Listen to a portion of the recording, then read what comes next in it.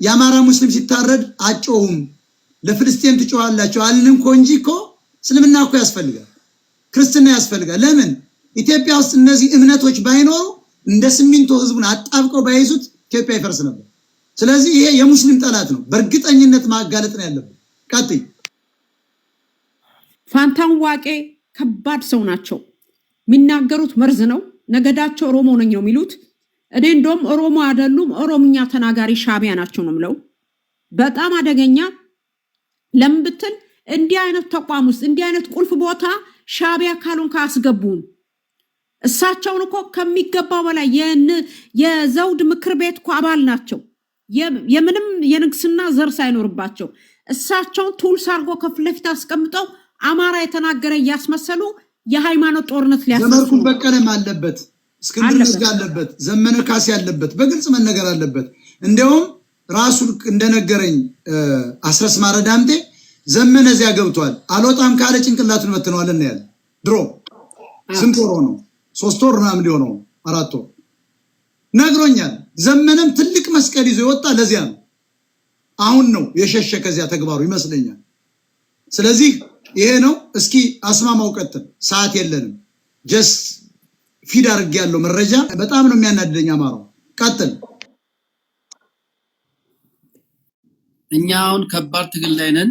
የምንታገለው በረቀቀ ዘዴ ከተደራጁት ከሻቢያና ከወያኔ ጋር ከኦነግ ጋር ከባዲን ጋር እና ከአሽከሮቻቸው ጋር ነውና ይሄ ትግላችን በጣም ከባድ ነው። ወያኔዎች ሁሌም ሲነቃባቸው አንተ ቅድም እንዳልከው የሚደበቁት በትግራይ ህዝብ ነው።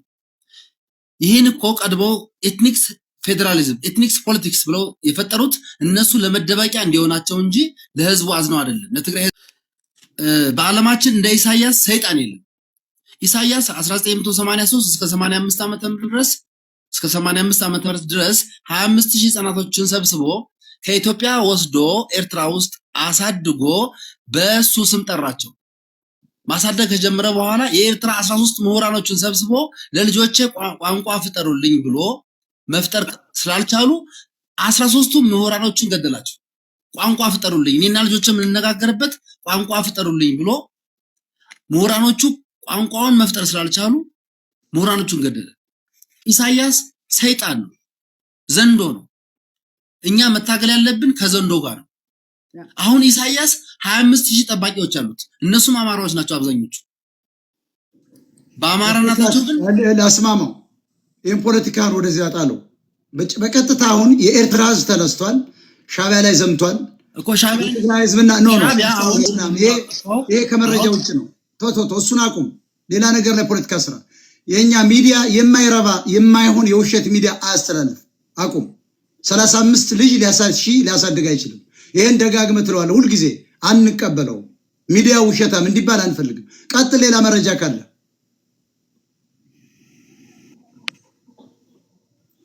ቀጥል። ሌላ መረጃ ካለ ቀጥል። ኦኬ። ለማንኛውም ይሰማል።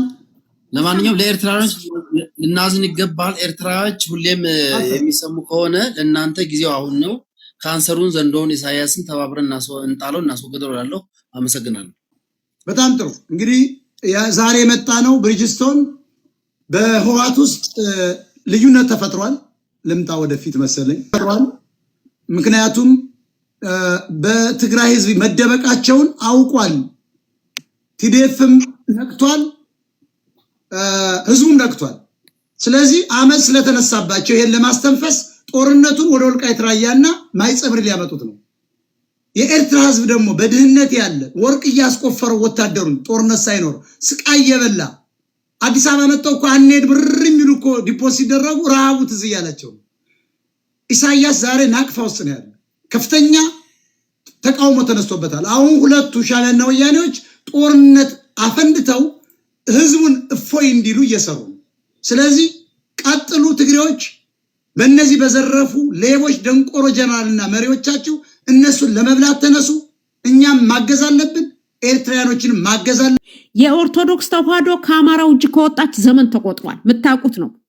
የምርምር ተቋም የነበረችው ዛሬ የስለላ የልመና ተቋም አድርገዋታል። ይህ ሁሉ በቢሊዮን የሚቆጠር ብር እያላት አንዲት ትምህርት ቤት ከፍታ አታውቅም። ከኪንደር ጋርደን ጀምሮ ብሩ ለግለሰቦች ኪስ ነው የሚገባው። አልፎ ተርፎ የአማራ ጥንታዊ ታሪኩ ሄሪቴጁ ሲጎበኝ በዶላር የሚገባው ገቢ ትግራይ ነው የሚሄደው። አማራው ምንም ያገኘው ነገር የለም።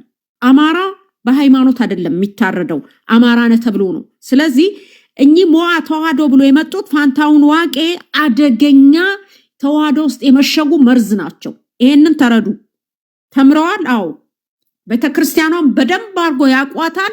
እንደሳቸው አይነት መርዞችን እያስገቡ የሙስሊሙ ህብረተሰብ አማራ የሚናገር አስመስለው እየተናገሩ እሳቸው በነገዳቸው ኦሮሞ ሆነው ሲያውቁ አማርኛ እየተናገሩ እንደ አማራ አክት እያደረጉ አማራን ሊያስበሉ ነው። አማራ ወደ ስልጣን እንዳይመጣ ነው። ያንን የሰሩት ሻለቃ ዳዊት ናቸው። ልብ በሉ። አማራ ፋኖ አዲስ አበባ አይገባም ያሉን ሻለቃ ዳዊት የዚህ ድርጅት አባል ናቸው። ሴራው ካልገባ ቁጭ ብለህ ተማር እንጂ እኔ ፋኖን ከእስክንድር ጋር በመበተናቸው ዲያስፖራው ደግሞ እንኳን ፋኖን በተንክ የአማራን አዳኝ ብሎ ካባ ሸለማቸው። ተመልከች። ግን ሬድ ቲርስ የደም እንባ የተባለው መጽሐፋቸው ላይ አማራ ሬሲስት ይሉታል፣ አረውጋን ፊውዳል። እኔ ከአሜሪካን ሀገር የህግ የፒኤችዲ ትምህርቴን አቁሜ የመጣሁት 99 መሬት ላራሹን ደግፌ የኦሮሞ ልጅ በመሆኑ መንግስቱ ኃይለማርያምን ልረዳውን የመጣውን ያለውን ሻለቃ ዳዊት የተባለ ሰው ግን ትግሉን ስላበላሸ እንግሊዝ ሀገር ሄዶ ፋኖ አዲስ አበባ ይገባል አለን። እንዳኪላ ዋና አማራ ያን ይዘው ነው ያን ያሉ ተርላ መላኩ ጋር ቁጭ ብሎ ነው ፋኖ አዲስ አበባ ይገባል ያለ አኪላ። ያ ተረስቶለት ቴዲ ሐዋሳ ቤት ሄዶ ደግሞ ይቀባጥራል። እነዚህን መርዘኛ ሻቢያዎች ወያኔዎች አያቶቻቸው ድረስ በግልጽ በቪዲዮ እንዲያመጡ እንጠይቃለን። ቀጥይ። እኔ ለሙስሊም አማራዎች የምናገረው ፋንታሁን ዋቄ በነገዳቸው ኦሮሞ ናቸው። ኦሮምኛ ተናጋሪ ሻቢያም ሊሆኑ ይችላሉ። ምክንያቱም ሀረር ነኝ ነው የሚሉት። በጣም ተምረዋል። ቤተክርስቲያኗን በዝብዞ ያቋታል። የሚቀሰቅሱት ጦርነት ቀላል አይደለም።